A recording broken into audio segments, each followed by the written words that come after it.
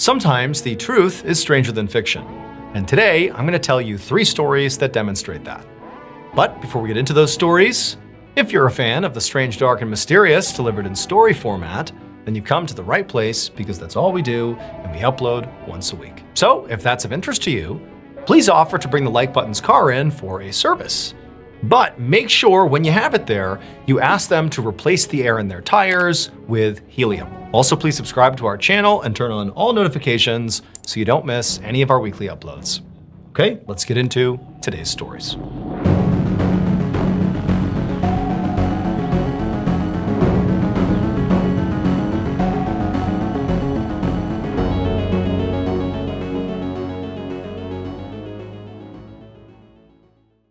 On the evening of December 14th, 2024, a woman in her mid-30s named Priya got ready for bed inside of her home in Chehenkalo village, which is a rural community in central India. Priya put on her PJs, brushed her teeth, and then climbed into bed by herself.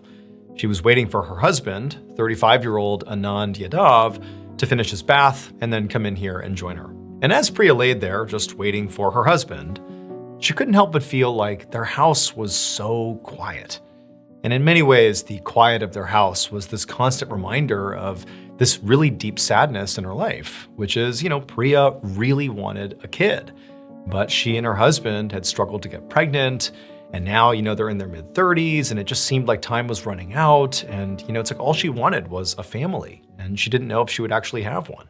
Now, for Priya though, this was not some new revelation. Like this pain had been going on for years. And so like she did most nights as she laid in bed waiting for her husband, she just did her best, not to dwell on it and just think about the other things in her life that were going well, like, her relationship to her husband.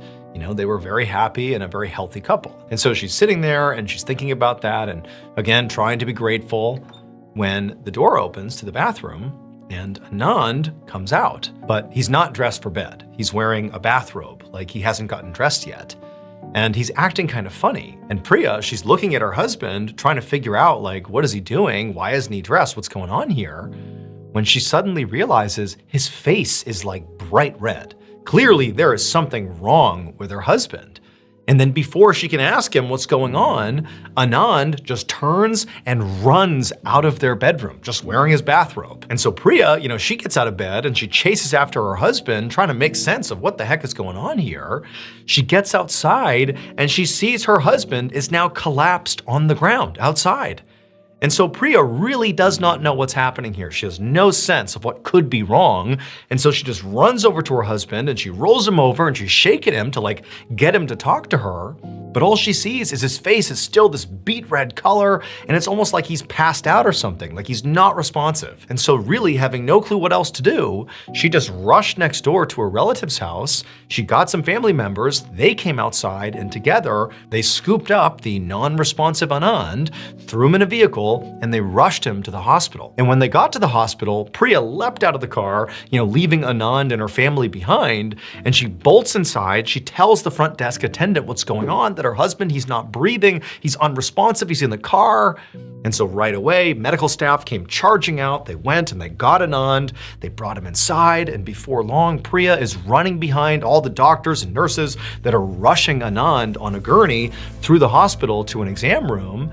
They get in the exam room, and even though Priya, she's kind of off to the side, she can't really see what's going on, but she can see the doctor who is primarily trying to figure out what's wrong with Anand. And she sees at first he's kind of like doing a couple things to see if he can get Anand to start reacting to him, but pretty quickly, she sees this doctor just kind of sit back, and there's this look of pity that comes over his face. And he turns and he looks over at Priya, and he tells her that, unfortunately, your husband is dead.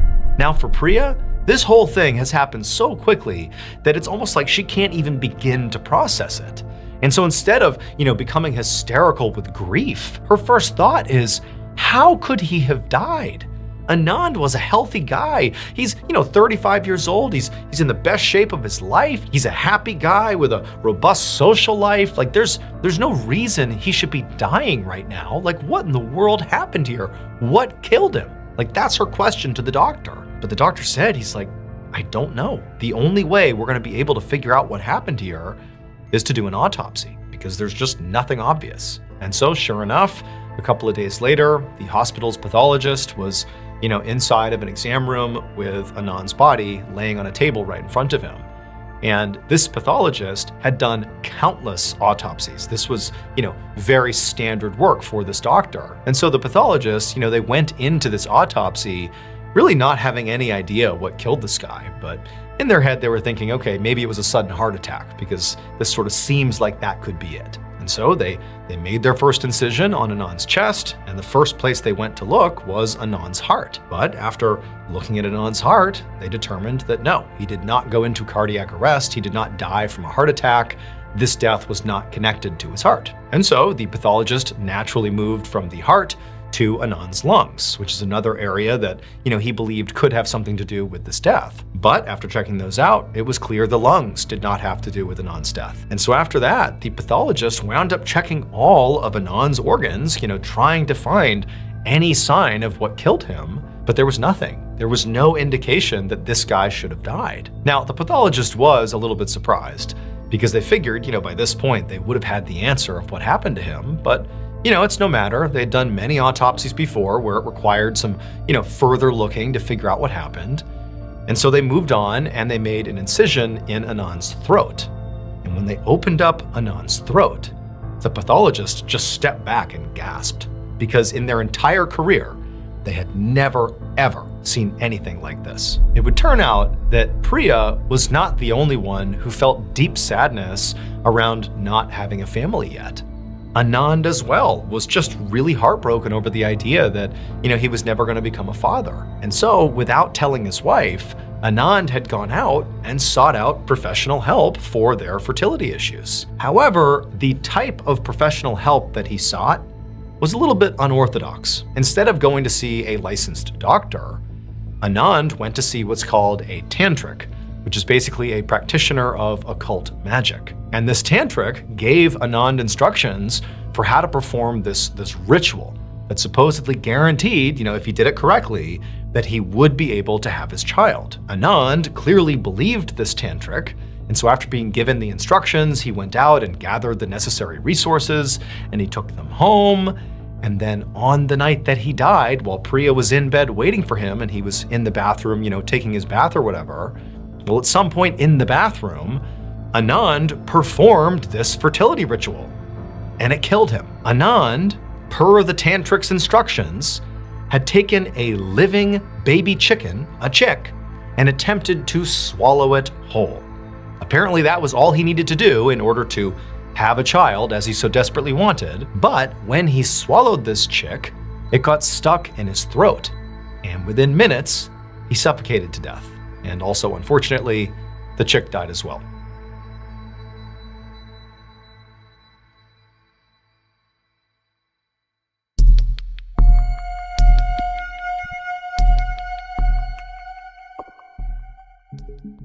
One morning in late November of 1979, a 64-year-old man named John Perrin walked through a park near his home in East London, South Africa, which is a small coastal town. The park was basically a forested area that ran right along the coastline, so even though John was walking on a trail through all these trees, he could literally hear the ocean waves crashing down on the beach below. And being out here was actually a pretty big deal for John, because he didn't come to this park very often. In fact, he pretty much never left his house, because John was a total recluse. And, in addition to not leaving his house, he basically spoke to nobody. He didn't have friends, didn't have family. He basically had this one cousin he spoke to sometimes on the phone, but that was it. This guy was very isolated. But today, something in John had told him to go outside and go to this park and take a walk. It was just like this kind of weird intuition that he couldn't even explain. But he just hadn't questioned it, and here he was, doing what his gut was telling him to do. So now, he followed the trail through the woods and listened to the ocean down below, and he eventually went around this bend, and when he did, he saw there was somebody on the trail up ahead. It was this young man who John had never seen before, and this young man looked really anxious. He was sort of pacing back and forth on the trail, like he was trying to maybe build up the nerve to do something. At least that's what John's first impression was. Now, to John, this guy did not feel like a threat to him. It just seemed sort of odd what he was doing, and so John was curious, and so he continued walking down the trail closer to this guy to see what was happening here. Remember, John thinks he's here for like some really divine reason in some ways. He doesn't really know what it is. He thinks his gut intuition has brought him here. Maybe it's this guy. And so he's walking down the trail, sizing up what he's doing. And as he gets closer to this man who's pacing back and forth, John realizes that the man is sort of pacing up to the edge of this cliff. Basically, again, this park sits right on the coastline, but the coastline is way down below. And John realizes this guy is pacing back and forth to the cliff and then going back over to the cliff and then back. And this is a massive drop off. This cliff is like all the way down to the beach, easily a fatal fall if you were to fall off the cliff. And suddenly it clicks for John. This young man is contemplating taking his own life.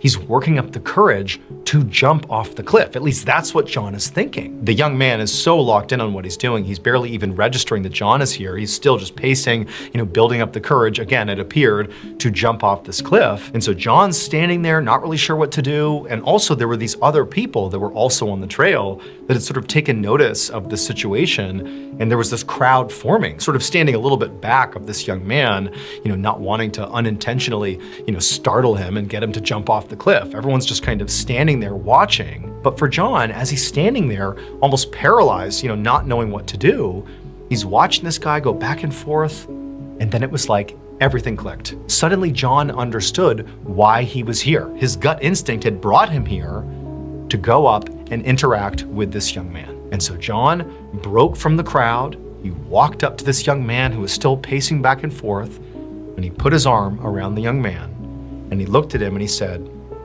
"I'll show you how it's done." And then John walked to the edge of the cliff and jumped. And the young man was so shocked by this that he just stood there and he watched as John plummeted down to the beach below and smashed into the ground and died. And this young man, he's so horrified by this, so shocked, that he decided he wasn't going to jump after all. Seeing it happen, seeing John do the thing that this young man was there to do, to jump off this cliff, to take his own life, to see somebody else do it was so awful that he decided not to do it. And so as he's having this revelation, the young man also distinctly felt grateful to John, for doing what he did, because in watching what happened to him, it showed the young man that in fact, he did want to live.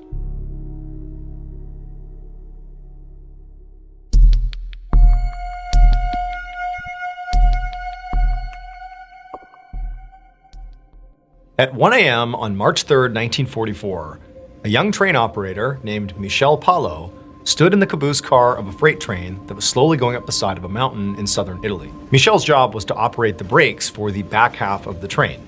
And tonight, he had to be on high alert because they were traveling under really dangerous conditions. In fact, Michel was worried they might not even make it to the next stop. So first of all, it was raining and snowing outside, so the tracks were naturally very slippery, which meant it was going to be harder for the train to get the traction it needed to go up the mountain. Second, the train's engine wasn't working as well as normal. And that was in large part because the coal the train company had to use was this really cheap, crappy kind of coal. Because this is 1944, World War II is raging, and a coal shortage had been created as a result of that, because all the good coal was being shipped off to be used in the war. And so, this train company had the bad coal. And then finally, the train was just way too heavy. Even though it was only supposed to be carrying the, small crew and the freight, the reality is there were over 500 stowaways on board weighing the train down. Again, this is World War II. There are all these people that are trying to flee war-torn parts of the world, and one of the ways they would do that is by stowing away on trains. And now Michel and the other crew, they were aware of these stowaways. It was not subtle. They're literally in the cars, they're on top of the cars, and they're just trying to make their way into Italy to get away from, war-torn parts of the world. And Michel and the other crew, they were supposed to call security and, tell these people to get off the train, but they didn't do that. They felt bad. And they sort of felt like, allowing these people to, make their escape was, a morally good thing to do. But tonight, between the horrible weather making the tracks slick and, the coal that was not very good and sort of made the engine not work very well, and all this additional weight from the stowaways, it just seemed to Michel like if there was ever going to be a time that this train could not make it up the mountain, it was going to be tonight. And so the reason he's on high alert is if the train reached a point where it could not go any higher for any of the reasons I've just told you, the train would start to backslide. And that's incredibly dangerous, and it would be on Michel and also the engineers at the front of the train to hit the brakes and stop the slide. And so Michel, he's on high alert, he's got the lever for the brakes, he's watching for any sign of the train slowing down, something like that.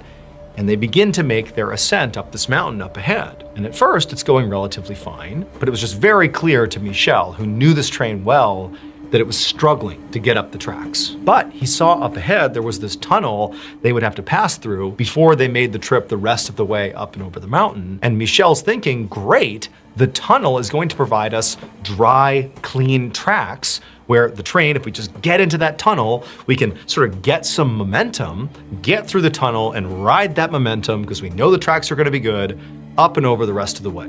And so Michel he's anxiously watching as the train is sort of sputtering its way up towards this tunnel. He knows that's going to be the key. Just get to that tunnel and we'll be able to get over this mountain, no problem. And so up they go, inching their way, and he sees the front of the train goes into the tunnel, and right away he feels like the train's gaining a little bit of speed here as more and more of the train is getting onto those dry tracks in the tunnel, and they're moving right along, but then sort of inexplicably, the train begins to slow down as the train is, again, entering into this tunnel. Remember, it's late at night, he can't really see what's going on, he can just tell that there's the tunnel, the train's going in, but we're slowing down here. And in fact, by the time that the caboose, where Michel was about to enter into the train, the last car here, the train had finally slowed down so much that the train actually came to a stop with Michel and the caboose right outside the tunnel. So, 99% of the train is in the tunnel, Michel and the caboose are outside. The train is now fully stopped. Now, generally speaking, the conductor, who was situated in the very front car of the train, was overall in charge of the train. And so in any sort of emergency situation, it was often on the conductor to sort of make the call about what the crew was going to do in response. Now, the train was clearly not backsliding. There wasn't an active emergency here. But Michel knew that this is wrong. There really wasn't a clear reason they should be stopped here. If anything, again, this tunnel represented their best chance to move quickly and gain momentum and ride up and over this mountain. And so Michel does not know why they're stopped, but clearly there's some sort of issue. However, Michel knows from his training that what he needs to do is still be wary of the brake here, because for all he knows, maybe there is some issue with the train and it is backsliding, but it's just slow, and so he needs to be ready to hit the brakes. And so what Michel did is he held the brake and waited for a signal from the conductor. Basically, the conductor would blow a series of whistles that, Michel would be able to translate that would tell him what to do, whether it was, lock the brakes or come up and talk to me or any number of different things he might need to do in this situation. And so Michel, he's just sitting there waiting for the train whistle, but there's nothing.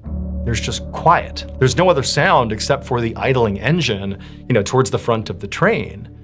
And so Michel, he just started to have this bad feeling that this doesn't make sense. There's no good reason why we've stopped here. And so Michel, operating on gut instinct here, despite not getting any signal from the conductor, no whistles, no anything, he abandoned the caboose, he abandoned the brake station, and began walking from the caboose basically up the center of the train, going into the next car. And when he got into the next car, it's totally dark because it's 1 a.m. This car is the first car that he's walking into that's in the tunnel, so it's very dark. And he did have a flashlight, but he didn't want to shine it on the people who are sleeping in here because there's hundreds of stowaways. These people have had very bad luck. They just want to get out of the country. And so as quietly as he could, he's walking through the aisle of this next train car. And, he doesn't notice anything. Everybody is asleep for the most part. And he's walking along. And as he gets to the next train car, he realizes he's starting to hear a new sound. And it's not coming from in the train. It's coming from somewhere outside in the tunnel. It's like this loud thumping sound. Something is hitting the rocks on the side of the tracks somewhere in the tunnel. And Michel, he doesn't know what it is. He still doesn't know what's going on. He hasn't discovered any sign of, what has actually happened here. And so he just keeps on walking, and as he goes into the next car, he continues to hear all these thumping sounds somewhere outside. And the train's still not moving, there's no whistles from the conductor. By the time he's about halfway down that next train car, he's now into the second car he's investigating, he realizes that in addition to the odd thumping sound and the lack of movement and lack of anything really going on in this tunnel, he also realizes that the car itself that he is in is very quiet. Remember, there's basically dozens of people in each of these cars kind of laying on each other, sleeping as they make their way into Italy. And so for the first time, Michel turned on his flashlight and he's aiming it at the ground right in front of him. And he turned and began to scan all the stowaways sleeping in this car. And what he saw was so horrifying, he dropped the flashlight, turned, and ran out of the tunnel. It would turn out Michel was right to be concerned that this train might not be able to make it up this mountain. By the time the train sputtered into that tunnel, despite the fact that yes, the conditions were much better in the tunnel for the train to maintain speed and momentum, despite that, the other factors were too much to overcome. The train was too heavy from all the stowaways, and the coal was quite bad, so the engine was not as powerful as it normally would be. And so even though the tracks were not slick, it was just too much. And so the train ground to a halt inside of the tunnel. And so what needed to happen as soon as the train came to a stop like that is the conductor and the crew at the front of the train, they needed to basically jumpstart the train. They needed to put as much coal as they could into the furnace to get this engine churning enough that it could pick up speed again and continue their journey. They basically needed to rev the engine, if you will, and really fire this engine up and get it going. But in order to do that, they had to put a huge amount of this coal into the furnace to make that jumpstart happen. Because again, this coal is not high quality. It doesn't burn as well, it's not as efficient. And so basically what could have been accomplished with 2 times the amount of coal, you needed like 10 times the amount of this bad coal to do the same thing. But one of the byproducts of burning this type of coal, really coal in general, but especially this cheap kind of coal, and especially this much of this cheap kind of coal, is it produces a ton of carbon monoxide. And that filled this tunnel. Michel was outside of the tunnel. His caboose was the one car that was not in the tunnel. But everybody else on this train was suddenly being exposed to a huge amount of poisonous, lethal gas. And it killed virtually everybody on this train very quickly. Those thumping sounds that Michel was hearing were the sounds of people's bodies after they had died rolling off the train and falling to the ground. When he walked through the train car and looked around, the reason it was so quiet is everybody in these train cars were dead. Out of the approximately 600 stowaways and crew who had been on board this train, 521 were found dead.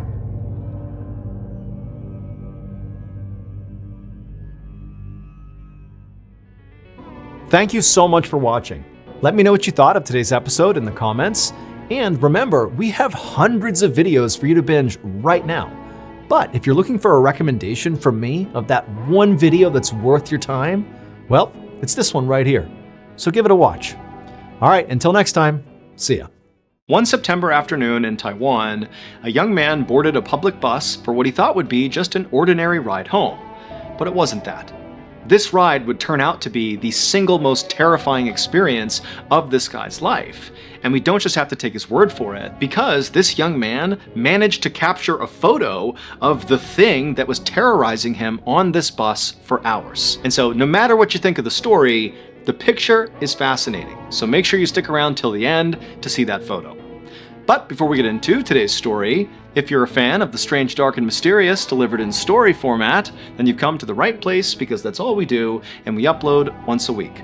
So if that's of interest to you, on Garbage Collection Day, wake up really early, go to the Like Button's house, and take their full trash cans away from the curb and put them back in their yard, wait for the garbage trucks to come by, and then after they're gone, wheel the Like Button's garbage bins back out to the curb. Also, please subscribe to our channel and turn on all notifications so you don't miss any of our weekly uploads. Okay, let's get into today's story.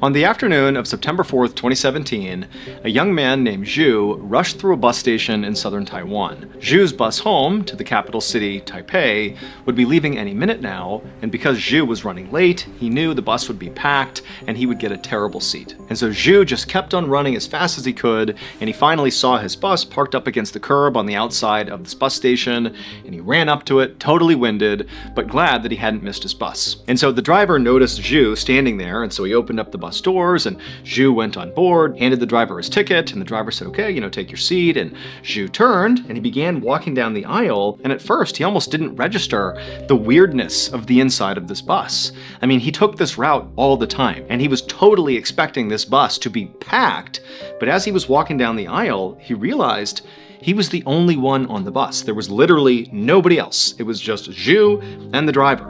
And so for a second, Zhu thought maybe he had made a mistake and this was not his bus, but he checked his watch and, again, he had taken this bus many times and he knew this was it. And so he was about to turn and maybe ask the bus driver, but the bus driver shut the doors, turned on the engine, and began to pull away. And so Zhu just thought, well, I guess it's just my lucky day. I have the bus to myself. This is crazy. And so Zhu found a seat towards the front of the bus, and after sitting down and kind of getting situated, he just sat there and stared out the window as the driver, merged into traffic and eventually found their way onto the highway. And as they were just coasting along, Zhu really felt content. I mean, it really felt like he had this private ride all to himself, and this was not a short bus ride. It was like a 6-hour bus ride. And so the idea of just having peace and calm the whole time, that was so luxurious and unexpected. And so Zhu was just having a wonderful time, just kind of taking it all in, when all of a sudden he hears a woman coughing behind him, and remember, he's scanned the bus, it's empty. And so he whipped his head around, totally startled, like maybe there was somebody on the bus, but he looked behind him and there was no one. And so very quickly, Zhu began to rationalize what he had just heard. He's looking around thinking, okay, one of the windows is slightly open. Maybe the wind was coming in weird and causing a sound, or maybe it wasn't behind me. Maybe that cough came from the driver and somehow I thought it was back here. Zhu's telling himself that wasn't really a woman coughing because there's nobody here. And so before long, Zhu convinced himself that, that was just an anomaly. It was nothing to worry about. And he was back to just relaxing and enjoying this peaceful ride. And pretty soon after that, he began to drift off to sleep. A few hours later, Zhu woke up and he was very groggy and he looked out the window and saw it was dark and he checked his watch and saw they were maybe about halfway to their destination. And then he looked at his phone and saw he had a text message from the friend he had just been visiting, the friend he had been with before he left and got on this bus. And the friend was basically asking Zhu how the ride home was going. And Zhu, he wrote back and said, you won't believe this. I'm on a bus that's completely empty. Like I have the bus to myself. And this friend, who was familiar with how packed this particular ride to Taipei was like, no way, that bus is never not filled with people. You gotta send me proof. And so Zhu opened the camera on his phone, he turned around, and he snapped a photo of the back of the bus. But when he looked at the photo he had taken, it was very grainy, and there wasn't any light in the bus, and there wasn't a flash on his phone. And so instead, Zhu, who happened to be a semi-professional photographer, he pulled out his really nice, high-quality digital camera out of his bag, and with that camera, he turned around and took a photo. But when Zhu looked at the photo he had just taken, he thought there was something wrong with it. And so he zoomed in on the photo and he couldn't believe what he was looking at. And so he checked all the settings of his camera and checked the lens to make sure everything was working properly, and it was. And so starting to get kind of scared, Zhu put the camera down and walked to the back of the bus and walked up and down a couple of times looking for some explanation of what was in that photo. But there was no explanation, and so now feeling really scared, Zhu went back to his seat, grabbed his phone to text his friend to be like, look what I found, but his phone was dead. Even though his phone had full battery like a minute ago, now his phone doesn't work and he can't turn it back on. And so Zhu's thinking, what do I do? Do I tell the bus driver about this photo? But he was worried if he showed the driver, it would be so startling that the driver might crash the bus. And so Zhu really felt completely alone and terrified, and he just placed his camera next to him and then just closed his eyes and began silently praying that he would get off this bus. But as he was doing that, he began to hear whispering right behind him, like numerous people whispering right behind him. And he whipped his head around, but again, there's nobody there. And so now, the fear is only getting more and more heightened inside of Zhu. He goes back to praying, and now, in addition to the whispers behind him, he starts to hear the sound of seats basically creaking as if somebody's sitting in them, kind of rocking back and forth. And now Zhu, he's too scared to turn around, and so he just keeps on praying, and the noise behind him, this cacophony of sounds, is getting louder and louder. And finally, Zhu looks up at the driver, hoping the driver can hear the stuff, to confirm that Zhu's not losing his mind here. But the driver looked like he was just paying attention to the road, completely oblivious to what was happening inside of this bus.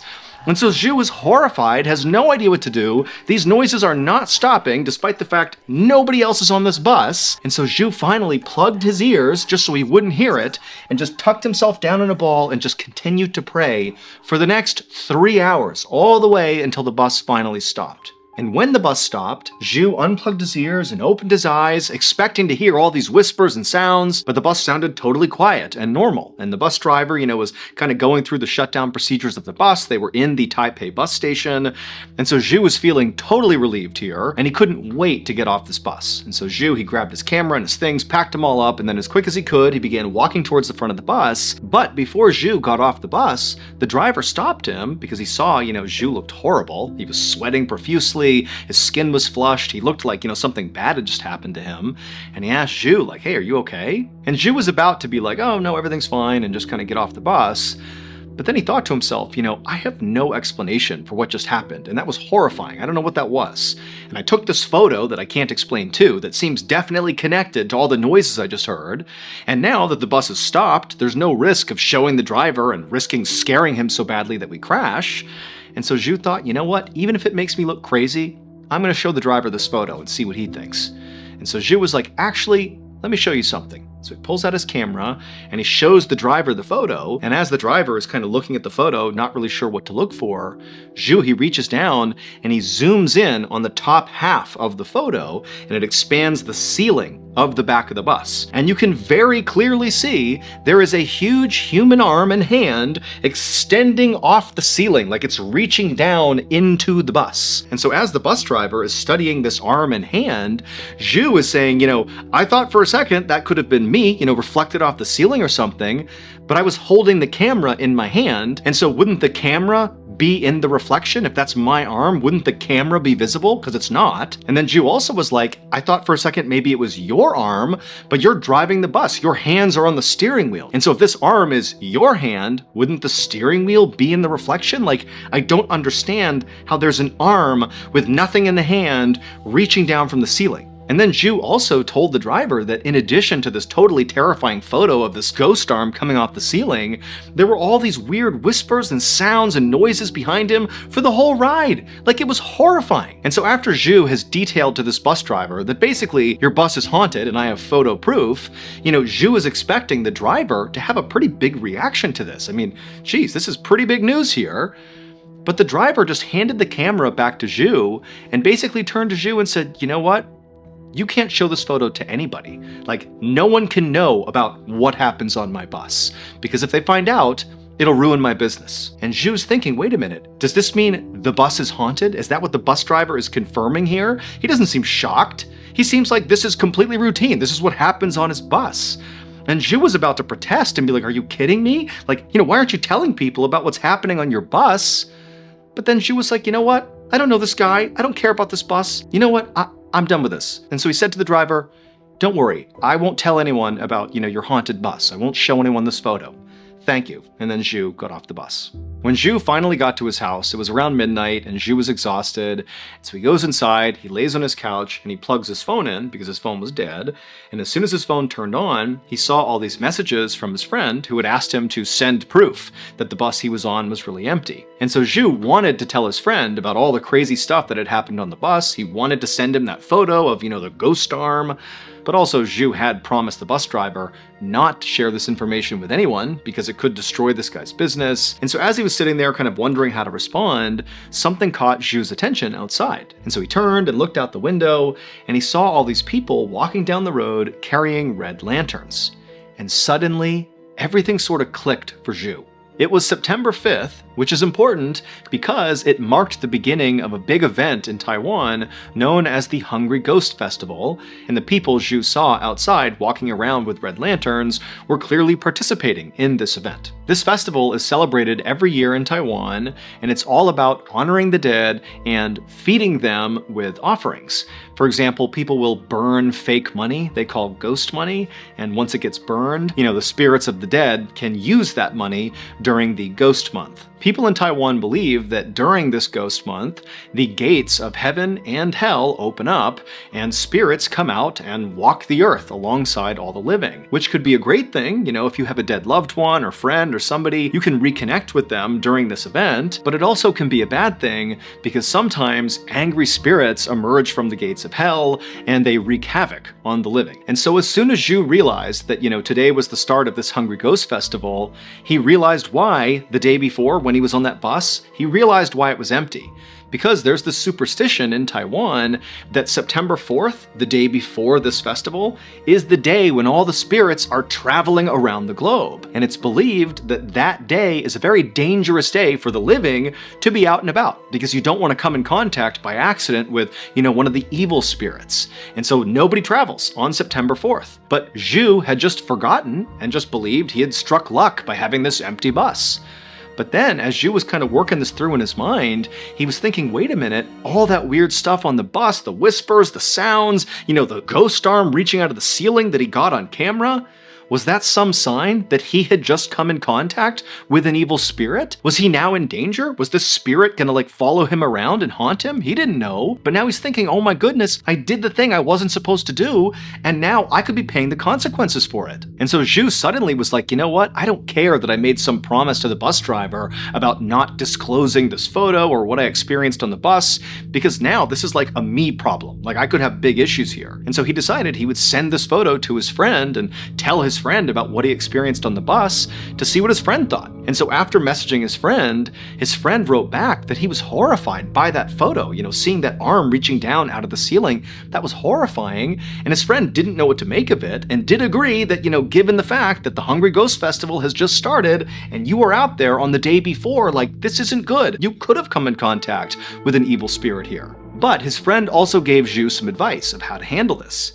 He told Zhu to take that photo and post it on Facebook. Now that sounds kind of goofy, but in Taiwan, there's this belief that if you have bad luck, the best way to deal with bad luck is to basically dilute that bad luck by sharing it with other people. It's kind of like those old email forwards that people used to pass around, like, hey, forward this email along to 5 other people or else you'll have bad luck. It was kind of like that. Just share it with the world and, pass on your bad luck to other people, basically. And so Zhu's friend told Zhu, look, I know this isn't really bad luck we're dealing with here, but maybe if you just share this with the world, dilute what happened to you, maybe that will reduce the power this ghost has over you. It's worth a shot. And so Zhu posted the photo to Facebook, and it pretty much immediately went viral. Millions of people saw it, and this is what Zhu wanted. He wanted, max dilution here, show it to everybody to reduce the chances that this, entity can hurt him. But after all these people saw it, lots of people were spooked, and they began messaging Zhu, not like, don't worry, it's diluted now, but instead they were like, hey man, you're in trouble. This thing's gonna come after you. You need to seek real help here. You're in danger. And so this ended up freaking out Zhu more than the photo did in some way. It just made the whole situation feel far more real. And so Zhu ended up deleting the photo on Facebook, setting his Facebook to private, and basically staying off social media. And then he just kind of hoped and prayed that if he did nothing and just stayed home and kind of minded his own business, that he'd be okay. And after a few days, when nothing did happen, ultimately he just told himself, I'm okay. There's no ghosts here. I'm fine. But exactly 1 week after Zhu had got off the bus, so September 11th, 2017, Zhu is in his house, he's laying on the couch, not really thinking about what had happened on the bus, and as he's scrolling social media, he comes across this headline about this horrible accident out on the highway not far from where he lived. And it was this one vehicle that got into this huge wreck, and 6 people were killed and 11 others were injured. I mean, it's this horrible, horrible accident. And as Zhu is reading the article and scrolling down, he comes across a photo of the driver of this vehicle who's covered head to toe in blood. He looks totally haggard. He's standing out on this dark highway. And Zhu realizes the driver of the vehicle was the bus driver from when he had that horrible experience on the bus. It's the same guy. And so Zhu's like, oh my gosh, what's going on here? He scrolls down and he realizes the vehicle that crashed was the exact same bus he had been riding in when all this stuff happened. It was the same bus driver, same bus, on the exact same route that this accident happened. And so obviously this is like a horrifying coincidence. Zhu very likely was thinking, I'm so lucky this didn't happen when I was on the bus. But when you take into context what Zhu experienced on that bus just a week earlier, the photo, the sounds, all of it, this story gets even weirder. Because the official story is the driver was negligent and that's what caused the crash. That's it. And he actually went to jail for negligence. But there's video footage taken from inside of the bus right before it crashed, and in the final 30 seconds, something strange happens. The driver does not seem distracted at all, he's just driving along, but then something catches his attention, something off to his side. And you can tell right away he notices whatever this thing is, and he's turning, he's looking at this thing, he's not really paying attention to the road, and he starts reaching down. He's interacting with something in the bus, and you can't see it on camera. And as he gets more and more into dealing with whatever's happening over here, the bus crashes. Now, the driver never gave any public testimony about what was going on right before he crashed. All we have is the fact that it crashed, and this video footage, and Zhu's experience and that photo he took. And when you put it all together, it really makes you wonder if there was any truth to there really being some evil spirit on that bus that maybe did cause this crash. Or is it just a series of unexplainable coincidences? You be the judge.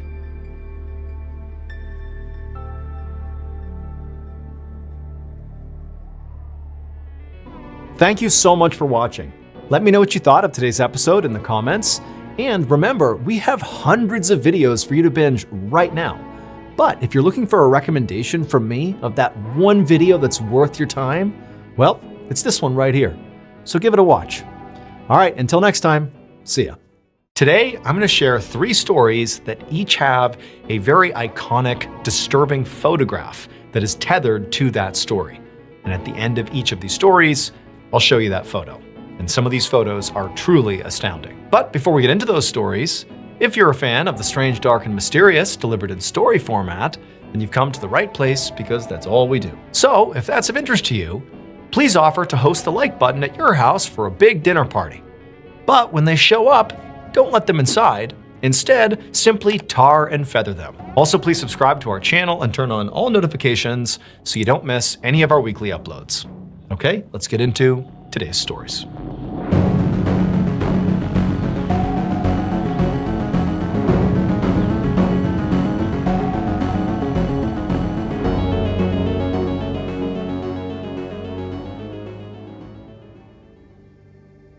On the morning of October 21st, 1990, a 30-year-old man named Li Hunshou and 3 of his friends hiked up Bilu Mountain, which is located in northern Taiwan. Now, by this point, the group had already been hiking for several hours, and so they were quite tired. Li's legs absolutely burned, but Li and the others kept on pushing until they reached the top of this rocky ridge. They all stopped and were able to catch their breath for a minute. So Li was a bank manager, but he was also a very outdoorsy person, and he'd been wanting to do this hike up Bilu Mountain for a long time, because it was sort of like a rite of passage for hikers in Taiwan. It took an average of almost 8 hours to get to the top and back down again, and the terrain could be really rough. As a result, it was considered one of the most challenging hikes in all of Taiwan. But despite that, it was also a major tourist destination that was usually really busy, with lots of people attempting to do this hike. But on this particular day, for whatever reason, the friends had not seen anybody else on this trail. No one. And the weather was good, it was a weekend. There was really no good reason for nobody to be here, but they had the mountain to themselves. So Li and his friends, they stood on this rocky ridge and caught their breath. They had some water, they had a couple of snacks, and then it was onward because they were not at the summit yet. This was a beautiful lookout point they were at, but they still had some pretty difficult climbing ahead. And so on they went, very excitedly. They're making their way towards the top. This is something they were all really excited about. And eventually they reached the section of the mountain that was sort of famous amongst tourists because it was a really, really steep section where the only way to get up was actually to climb a rope. There was a rope anchored into the mountain where, hikers had to grab the rope and walk and pull themselves up this section. It was like this kind of cool part that made you feel really rugged. And so when the men got to the spot, they all wanted to make sure there was a picture of them navigating this particular terrain. And so one by one, each of the men got on the rope and sort of paused at some point and turned around and made sure to get a cool picture of themselves making this really difficult section of the climb. And then once they had all taken their picture, they actually went the rest of the way up the rope and continued all the way up to the summit. And once they were on the summit, the friends actually didn't spend a whole lot of time there. I mean, remember, it takes almost 8 hours to do this entire round trip. And so you're sort of fighting against the darkness. You want to get back down before the sun goes down. And so they were up there long enough to get a couple of pictures and, again, to take stock of the fact that basically no one is here. In fact, literally, nobody is here but them. It just seems sort of surreal. This is such a beautiful place, such a popular place. Why is nobody here? But didn't matter. They got their pictures, they got their beautiful scenery, they had some more water and snacks, and then they began making their descent. Now, on the way up, the friends had all been together. There was no separation. They were all, one by one, navigating each part of the terrain and making their way up together. But on the return trip, they got pretty separated. In part because Lee was really dragging behind. He was just so tired from the ascent that he sort of told the others, like, hey, go ahead, like you can walk ahead of me. We all know where we're going. We're going down and we'll meet at the car, so just go on ahead. And so Lee's friends had done just that. They had sort of taken off and gotten a bit of a lead on Lee. And so after a couple of hours of the group sort of broken up, making their way down the mountain, the friends in the front, who had left Lee behind effectively, they stopped at a certain point and they realized like they were really huffing it down the mountain, moving really quickly. And they thought, you know what? Lee was really tired up there. Maybe we ought to just sit here and wait for a minute and let him catch up, and then we'll make the final stretch together. And so the friends, they stop. And again, they're sort of looking around thinking how weird it is that nobody else is here but them. Like still, no one's come up the mountain, no one's come down the mountain. It's just them. It's very odd. They're sitting there waiting and they're looking back up the trail, expecting Lee to show up anytime, but he doesn't. And so eventually one of the friends says, you know what, you guys stay here. I'm gonna go back up the mountain a little ways and just see if I can catch Lee and just walk with him back down. I'm sure he's just exhausted and, I'll help him sort of finish up the hike here. And so this one friend, he begins going back up the trail. And for quite a while, he's basically hiking back up the mountain. And the whole time he's expecting he's gonna run into Lee. He has to. I mean, there were other trails that spidered off on the way down. So it was possible to take a wrong turn and sort of accidentally go down the wrong path. But for the most part, it was pretty linear. But as he's going up, he has not found Lee. And after a while, he's been hiking for like an hour back up the mountain and still no Lee. And he thinks, you know what, I can't do this. It's getting dark out. I have to go back and catch up with the other friends and just go down to the car, because at this point, it seems pretty likely that Lee must have gotten turned around and he must have taken one of those other pathways. And now he's probably ahead of me. He's probably down at the car by this point. And so this friend who had done the rescue mission turned around, went back down, linked up with the other friends that were still sitting there waiting for him. Together, they walked all the way down the trail and they got to the car.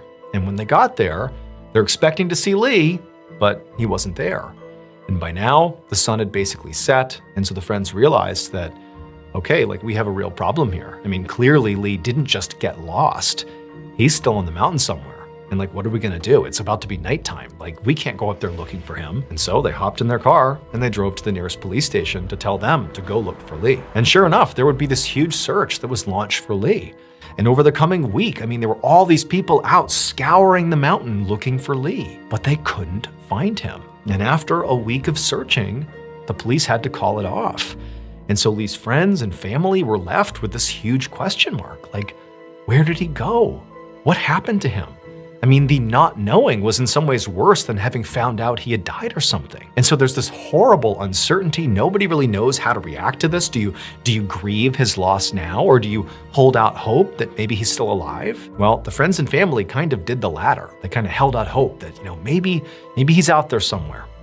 And weeks turned into months, and eventually 4 months went by. And it was at that point that other hikers who were making their way up the mountain, they went off the trail on purpose. They were sort of off the trail for a bit, and they came across Lee's body. Now, the immediate reaction was obviously devastation for Lee's family and friends.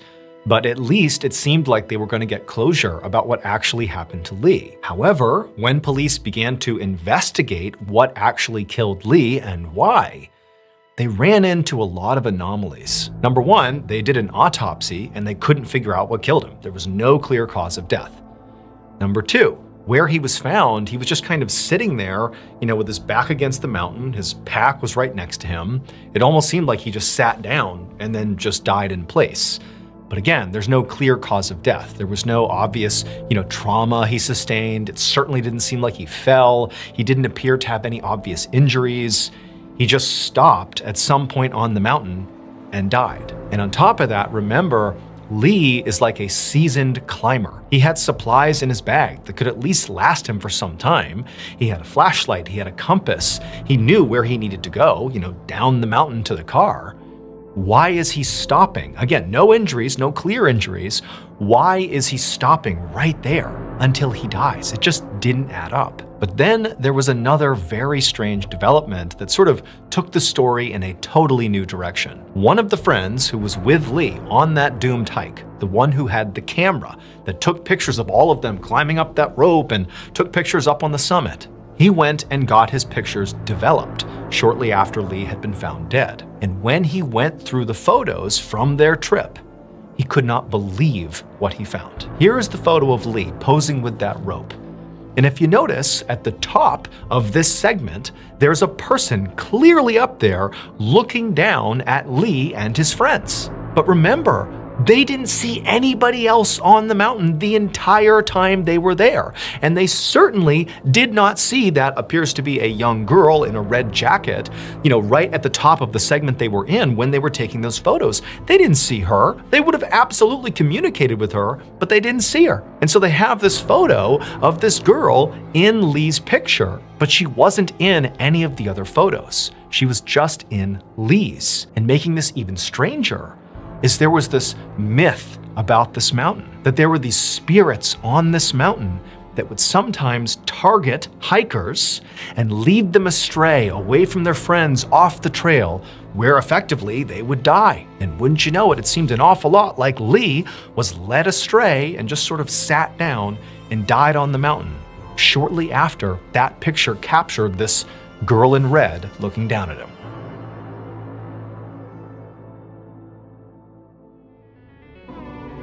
BetterHelp is the paid partner of today's video.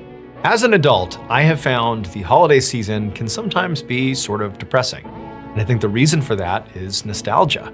I find myself looking back at my childhood when I had no responsibilities and I basically just got given presents and had wonderful food and family and friends around. And I look back at that and I think, that's what the holidays are about. Why can't I have that? Now I have bills to pay and I have a job and I have responsibilities. It doesn't feel magical. It feels stressful and kind of sad. But I'm here to tell you that there's a solution. And it's not to go back in time. It's instead to just be present. Be present in the moment. Appreciate what you have. Things have changed, no doubt, but that's okay. Change is okay. You just can't be stuck in the past. You need to be in the present. So if you want to slow down, reflect, and reset this December, BetterHelp makes it really easy to start talking with a therapist. BetterHelp accepts both HSA and FSA cards, making it even easier to prioritize your mental health. In 2024 alone, over 137,000 people used their HSA or FSA benefits for therapy through BetterHelp. So be sure to use yours before they expire. Click the link in the description or go to betterhelp.com/MrBallin to get 10% off your first month.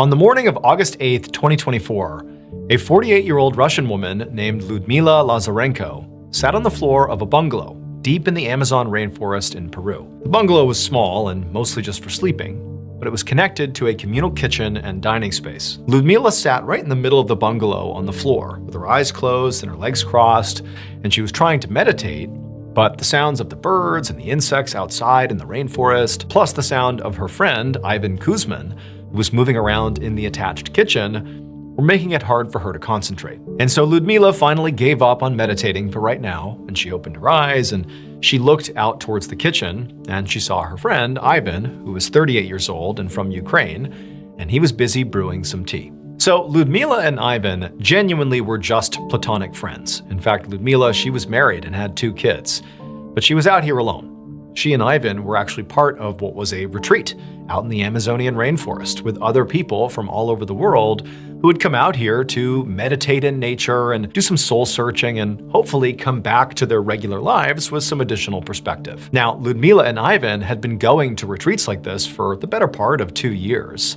and that was actually how the two had met each other. And so they were just friends. They had this similar interest in going to retreats like this one. But there was one aspect of these retreats that really is the thing that drew Ludmila and Ivan out to the rainforest. It was not just to sit in nature and just hope for the best. They would go to these ayahuasca retreats, where basically they were led through this meditative process where they would drink this very special tea that would sort of affect you in different ways. And, some people believed it sort of led you on this spiritual journey where, it's just this very powerful, soul-searching event where you come out of this thing feeling like a different person. If you've had trauma in your life, or you have, post-traumatic stress, or maybe you have trauma in your life that you're not even aware of, going through this style of retreat, these ayahuasca retreats, people have said has been very powerful and transformative. And Ludmila, she lived a pretty typical life back home. She's a very busy mom and a wife, and she found doing these retreats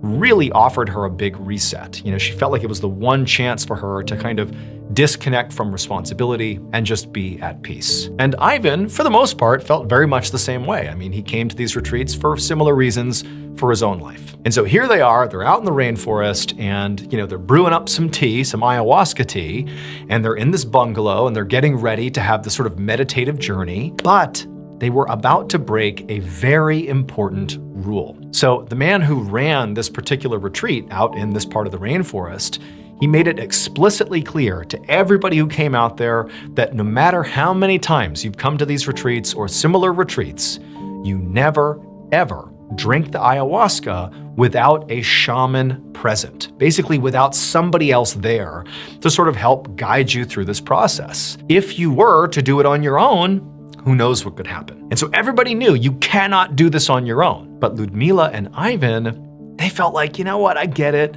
We're not supposed to do that, we know that.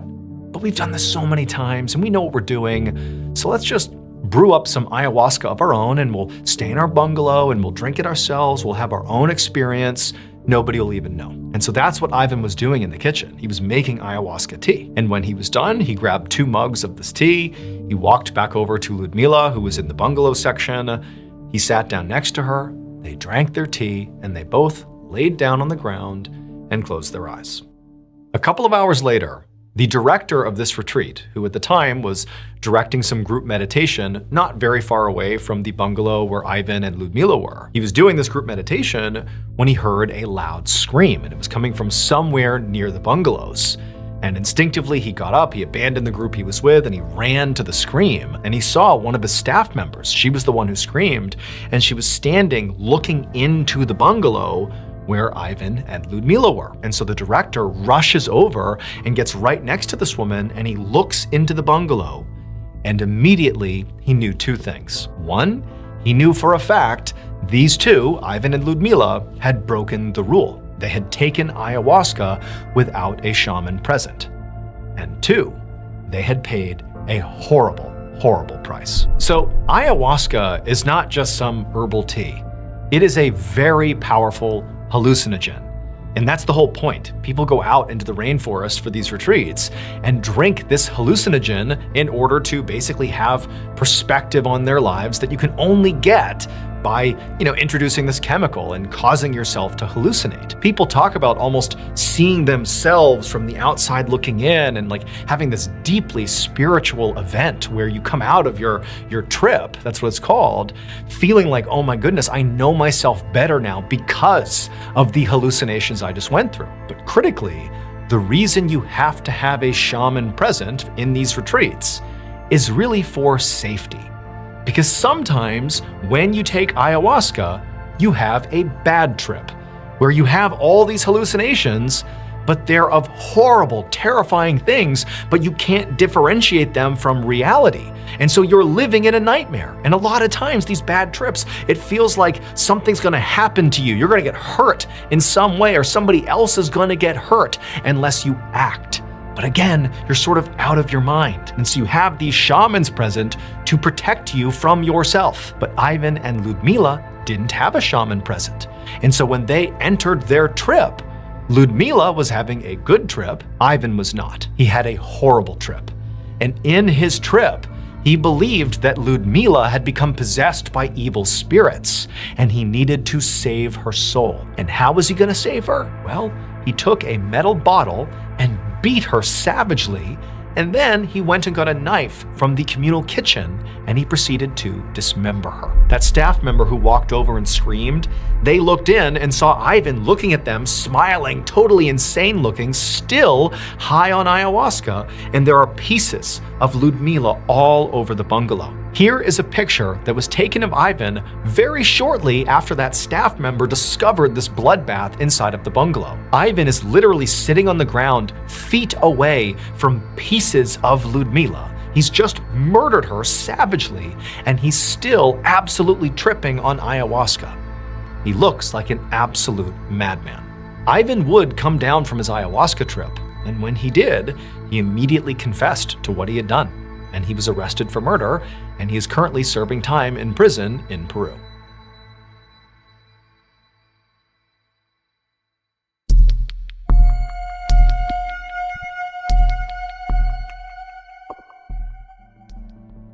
Around 4 p.m. on August 20th, 1975, an 18-year-old boy named Michael McQuilkin hiked up a massive granite rock called Morro Rock, which is in Sequoia National Park in California. Michael's 12-year-old brother Sean and his 15-year-old sister Mary were also on this hike with him, but currently they were lagging way behind, and he could just tell it was because they were tired. Now, the hike to the summit of Morro Rock was only a quarter of a mile, like this is a pretty short hike, but it was really steep. And Michael, despite only being 18, was sort of a pretty seasoned climber. I mean, he had just hiked 200 miles through the Sierra Nevada mountain range all by himself. And so for him, this terrain was no big deal, but he knows his siblings are not big mountaineers, nor are they pretending to be. And so he thought, okay, I'll wait, I'll let them catch up. But as Michael waited, he started to notice that the sky was getting pretty dark. Now, he had checked the weather before coming out here, and there was not supposed to be a storm, but it was sort of undeniable that something's happening. This is not normal. It's getting pretty dark and windy. But Michael told himself that, you know what, maybe there's just a little pocket of weather and it'll pass. This can't be a big deal. And then eventually his siblings finally caught up to him, and then together, just a couple of minutes later, they were right at the summit. Now, by the time they were on the summit, they're looking out and the view is spectacular, but now it's becoming increasingly apparent to all three of them that this weather system, whatever's rolling in here, is pretty big and pretty bad. This is not some passing little thing. The sky is like pitch black at this point. But before they left, they just wanted to take a quick picture. And so because they didn't have a tripod or anything, they actually had Mary just take a picture of Michael and Sean. It was the best they were gonna do. They couldn't really get a group shot. And so Mary snaps a photo of the two brothers. And then after taking this photo, they put the camera away and they're about to begin their descent when suddenly, all around them, everything turns bright white and there's this loud cracking sound, and then Michael is thrown to the ground, and before he has any idea what's going on, he's looking over and he sees his brothers on the ground, his sisters on the ground, and in fact, he sees smoke coming off of Sean's back. And that's when he realized they had just been struck by lightning. Now, Michael didn't really know if he was badly hurt or not, but he was able to jump right to his feet and he felt like he was basically okay. And his sister also, she was able to stand up, and they're obviously both disoriented and shocked.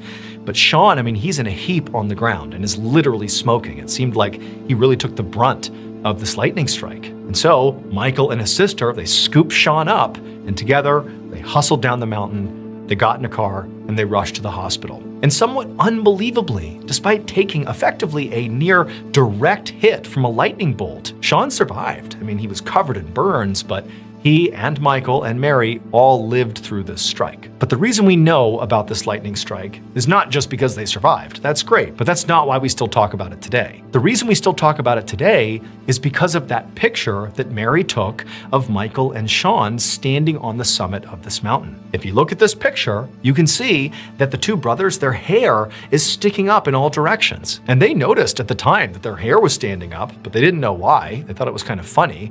That's why they're smiling in the picture. But what they didn't realize they were capturing in this photo is the very scary phenomenon that occurs when you're basically right about to be struck by lightning. The air around you, especially if you're in a very exposed spot, like the summit of a mountain, gets electrically charged and your hair stands up right before you're hit by the bolt. And so now this picture is now used by the National Park Service to show people what to be aware of when you're out hiking on these mountains.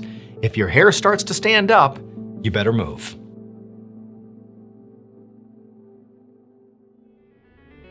Thank you so much for watching. Let me know what you thought of today's episode in the comments. And remember, we have hundreds of videos for you to binge right now. But if you're looking for a recommendation from me of that one video that's worth your time, well, it's this one right here. So give it a watch. All right, until next time, see ya. Sometimes the truth is stranger than fiction. And today, I'm going to tell you 3 stories that demonstrate that. But before we get into those stories, if you're a fan of the strange, dark, and mysterious delivered in story format, then you've come to the right place because that's all we do, and we upload once a week. So if that's of interest to you, please send the like button a really nice gift basket for their birthday. But don't tell them you've doused it entirely in anthrax. Also, please subscribe to our channel and turn on all notifications so you don't miss any of our weekly uploads. Okay, let's get into today's stories.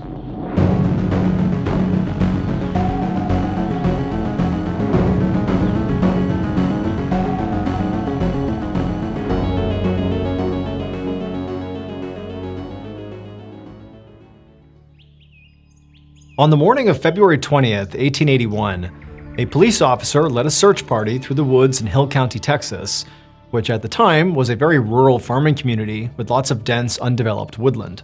The officer and the search party were looking for a father of 7 named George Arnold, who had vanished from his home 2 days earlier. The day that George had gone missing was a Sunday, and he, his wife, and their kids always went to church together on Sundays. But on that morning, George had told his family, for reasons unknown, that he actually wanted to stay home, which was very out of character for him. Nonetheless, his wife and kids had gone to church without him, and then when they had returned, George was gone. Now, there was no sign of a struggle or any issues at the house. The only clue as to where George may have gone was a letter he left behind for his wife. And in this letter, he said he had gone off into the woods and that she should not follow him. And so again, that was 2 days ago. And so now the police officer and the search party were searching the forest near the home where George lived. The lead officer is trudging through the woods. They're way off the beaten path at this point. They eventually came to this pretty decent sized clearing. And in the middle of the clearing is this one huge tree. And at the base of the tree was George. So at this point, you need to understand that there was some nuance to the letter that George left behind for his wife. He didn't just say, "I'm going into the woods, don't follow me." He said, "I have to go into the woods." And the way the letter ended was George saying how much he loved his family and wished he didn't have to do this, but he'd given it some thought and it had to be done. Back in the woods, the Maine police officer and the search party, they see George at the base of this tree and they hustle over to him. But even before they were right on top of him, it was obvious he was dead. However, that wasn't the main sentiment as they're walking over, that, oh my gosh, George is dead. Instead, it was like, what happened here? George was chained by his ankle to the tree he was sitting next to. There was a padlock on the chain. There was no way to get it off. George was also completely naked, but his clothes were sort of tattered up and sitting in a pile right next to him. And George was covered in all these scrapes and cuts, and they looked like teeth marks, but not teeth marks from animals, teeth marks from a human's mouth. And then next to him on the ground, along with his clothes, were all these little, like, white stones. But when the officers walked over and looked more closely, they realized the white stones were actually teeth, George's teeth. And the tree that he was lying up against had all these deep gouges in it that sort of looked like if you took your own teeth and began biting into the wood to the point where you were breaking your teeth off, which is apparently what George was doing. And then also, scattered amongst his teeth were many of George's fingernails, because apparently George had also been raking his fingernails against this tree until he tore out his nails. And so the officers and the search party are looking at this thinking, why would he do this? This all basically looks self-inflicted. What's going on? Well, it would turn out, quite recently, something very bad happened to George. He was bit by a dog who was carrying rabies. Now, today, if you're bit by an animal that has rabies, you just get a rabies shot. You're good. It's totally curable. But in 1881, the cure didn't exist. And so if you got rabies, it was a 100% death sentence. And so very likely, shortly after getting bit by this dog, George would have begun to have early symptoms of rabies. He would have begun to feel sick and been very irritable. And also, he would have very likely begun to have some hallucinations. And for George, he apparently understood what this all meant.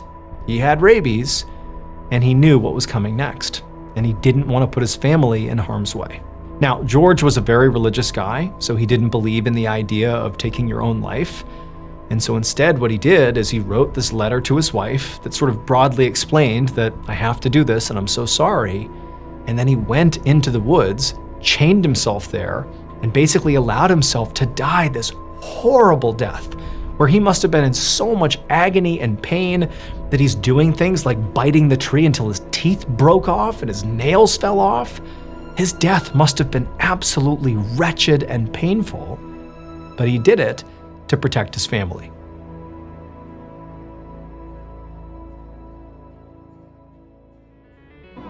BetterHelp is the paid partner of today's video.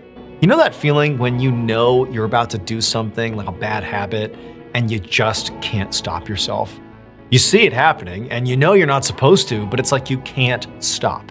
And eventually, if this continues to happen to you and you don't make a change, you start looking internal and saying, like, what's wrong with me? Even though the reality is there's nothing wrong with you. This is part of being human. When I was in the military, I definitely developed some bad habits. And when I transitioned back to being a civilian in 2017, a lot of those bad habits followed. And I definitely found myself in that cycle of like, what's wrong with me? Why can't I stop? Well, let me just tell you, this cycle, these patterns I'm describing, they're not random. The reason this happens is because you have some sort of unresolved issue or issues, and you really need to talk to somebody about it. This is where BetterHelp comes in. BetterHelp makes it really easy to access credentialed therapists. BetterHelp also accepts both HSA and FSA cards, making it even easier to prioritize your mental health. In 2024 alone, over 137,000 people used their HSA or FSA benefits for therapy through BetterHelp. So be sure to use yours before they expire. You've been fighting these patterns alone for long enough. Maybe it's time someone actually helped you understand them. Click the link in the description or go to betterhelp.com/MrBallin to get 10% off your first month.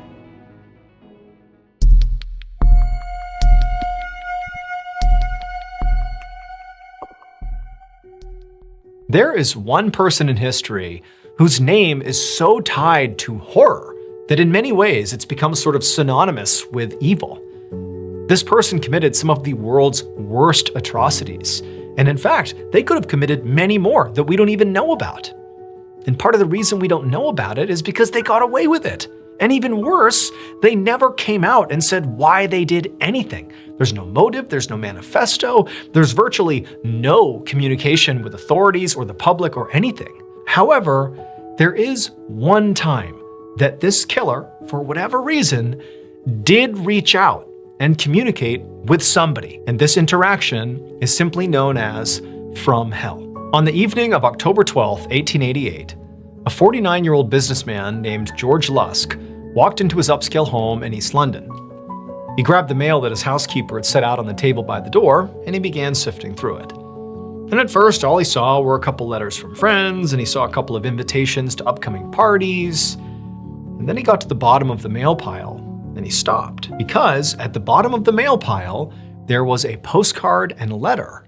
Over the past 2 months, 4 people had been killed in George's neighborhood. And in fact, the most recent victim was a middle-aged woman who had been killed about 2 weeks ago, really not far from George's home. And on this mail, on these 2 pieces of mail, the return address was the name of this uncaught serial killer. George was so scared of this killer, as he should be, that he had formed this neighborhood watch group to go out and try to catch this killer. And in fact, just recently, when George was just looking out his front window onto the road, just kind of looking around, not part of his neighborhood watch group, but just kind of scanning the area, he had seen this kind of sketchy-looking guy with a big, thick beard standing on the other side of the road, and he was kind of in this alleyway. And this guy, it looked like he was staring right at George, very intently so.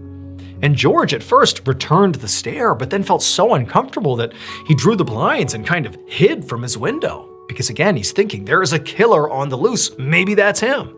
George actually had been so scared at seeing this guy that he had actually gone to the police and filed a report and said, I don't know, I think that guy could have been the killer.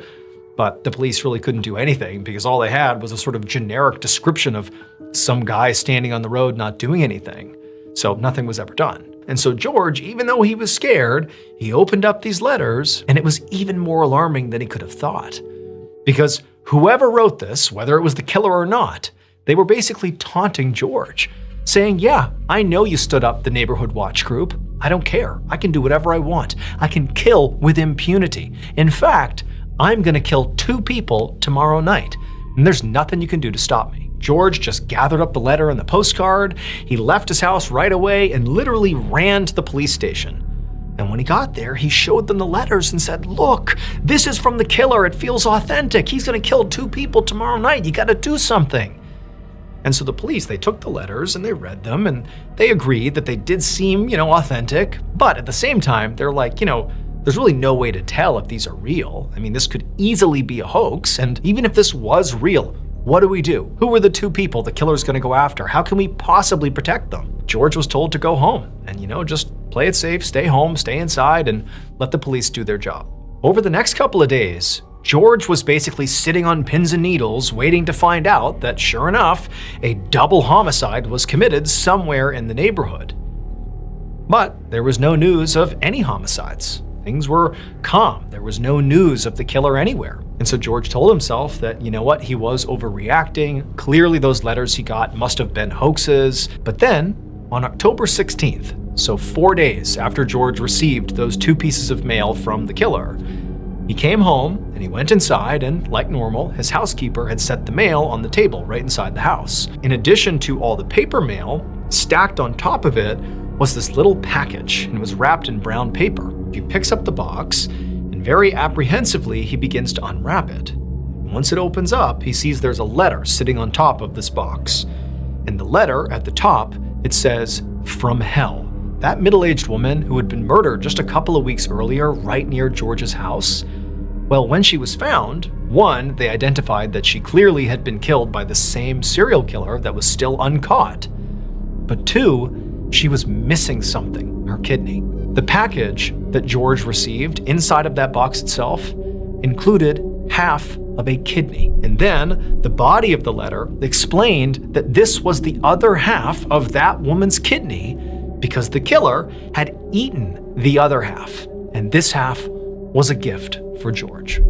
The letters and the box containing that half of a kidney are considered to be potentially the only authentic communications from Jack the Ripper.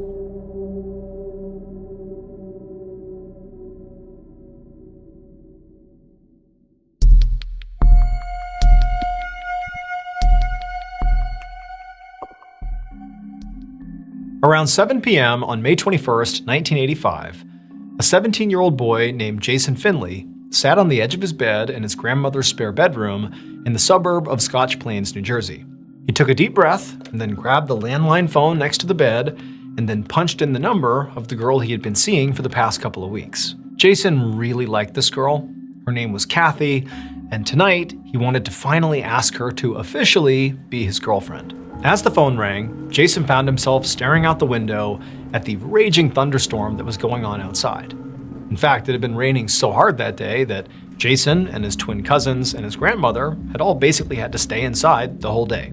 Jason had actually admitted to them earlier in the week that he really wanted to call this girl, Kathy, and ask her to be his girlfriend, but he didn't have the nerve to do it. And they had immediately begun ridiculing him, so now stepping away to make this phone call was kind of like the first moment of peace for Jason. Jason heard Kathy pick up the phone.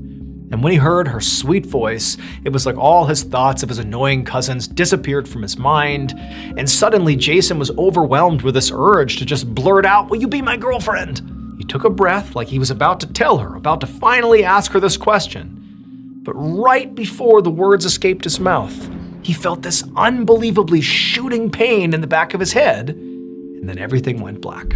At the same time this was happening, down the hallway in the kitchen, Jason's grandmother had just finished making dinner, and so she called out for Jason and the cousins to come set the table. The twins came into the kitchen, but a few moments went by and Jason hadn't shown up yet. So Jason's grandmother told the twins to, go down there and see what he's doing and get him in here for dinner. They walked down the hall, they went into the room where Jason was, and then a moment later, Jason's grandmother heard screams. She rushed down the hallway, she goes into the bedroom, and she finds the twins standing over Jason, and Jason is slumped over in bed, and the phone receiver is up against his ear, but he's not moving. It sort of looked like he was asleep, but when they would shake him and yell to him, he was totally unresponsive. She picked up the phone and she dialed 911. Not long after, an ambulance arrived at the house and EMTs rushed in. They grabbed Jason, they put him on a stretcher, and they rushed him into the ambulance and back to the hospital. But when they got there, Jason was declared dead. Jason was 17 years old and completely healthy. And doctors, when they received him, they would say that there did not appear to be anything wrong with him. Nothing medically anyways. And so basically, Jason's heartbroken family was told, "We don't know what happened. He just died." But Jason's family could not accept that. The family pushed for a much more thorough forensic investigation into his death. And that's when things got weird. At first, the autopsy showed basically what the doctors at the hospital first thought, which is there isn't a clear reason for why he died. And although it's very tough to accept that, it is the case that people do sometimes just die, even perfectly healthy people. However, the forensic investigator that was doing this very thorough autopsy did discover one thing that the hospital didn't find. And that was that Jason had a ruptured eardrum. Now, generally speaking, this would not have been a big, wow, we figured it out moment. However, the forensic investigator was trying to come up with all these different theories about what could have killed Jason. And when they found the ruptured eardrum, paired with something else they had sort of zeroed in on, which was the weather at the time of Jason's death, they put those things together and realized they had figured it out. It would turn out, when Jason was on the phone speaking to Kathy, lightning struck the phone line outside. The electricity carried through the line, through the phone, into Jason's head, killed him instantly. As for Kathy, she would later say that she could tell Jason was almost certainly going to ask her to be his girlfriend. And she said, had he asked, she would have said yes.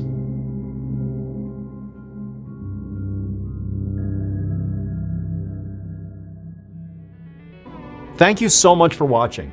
Let me know what you thought of today's episode in the comments. And remember, we have hundreds of videos for you to binge right now.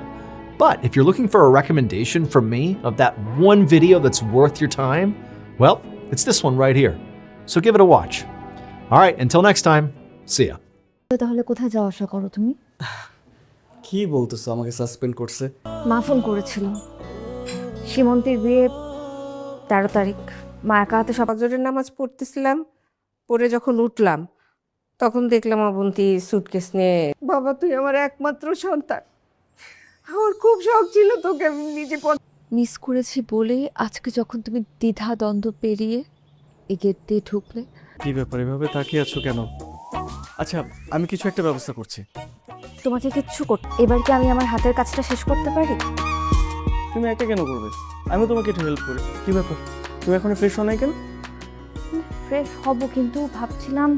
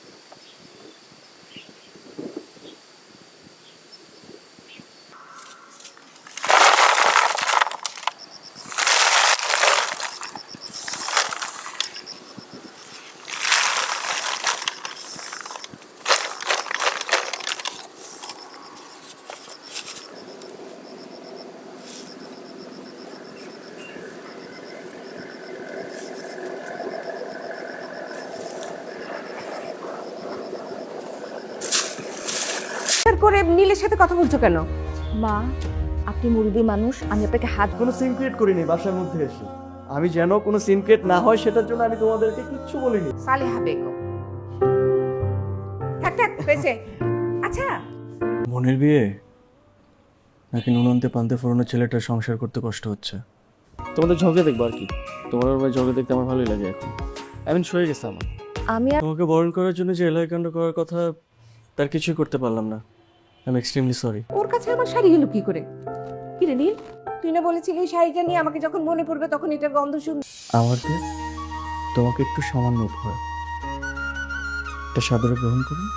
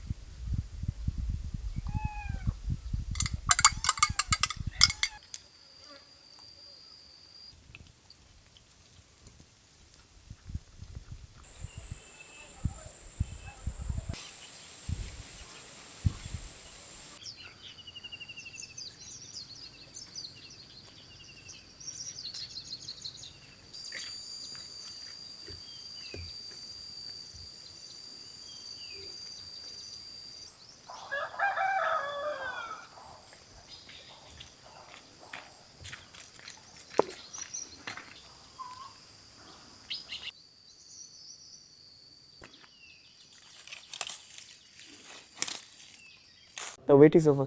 Now 3, 2, 1 and surprise. তুমি শাড়ি কোথায় পেলে? সেটা তোমাকে বলা যাবে না, তুমি নাও, fresh হয়ে আসো, যাও। লাগবে না, কান্না কার শাড়ি। আমি তোর মা, কেন তোর চিনতে কষ্ট হচ্ছে? আশ্চর্য, এত বড় একটা আসসালামু আলাইকুম uncle, good morning. Very very bad morning.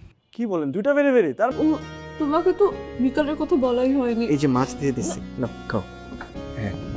আপনার মেয়েকে তো আমরা কম স্পেস দেই না, কি বলো বৌমা? জি।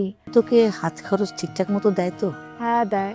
আর তুমি তো জানো মা, আমার কি এমন খরচ, এত তাড়াতাড়ি যে চলে আসলো। অফিসে কাজ টাজ ছিল না আজকে, তেমন বেশি প্রেশার ছিল না।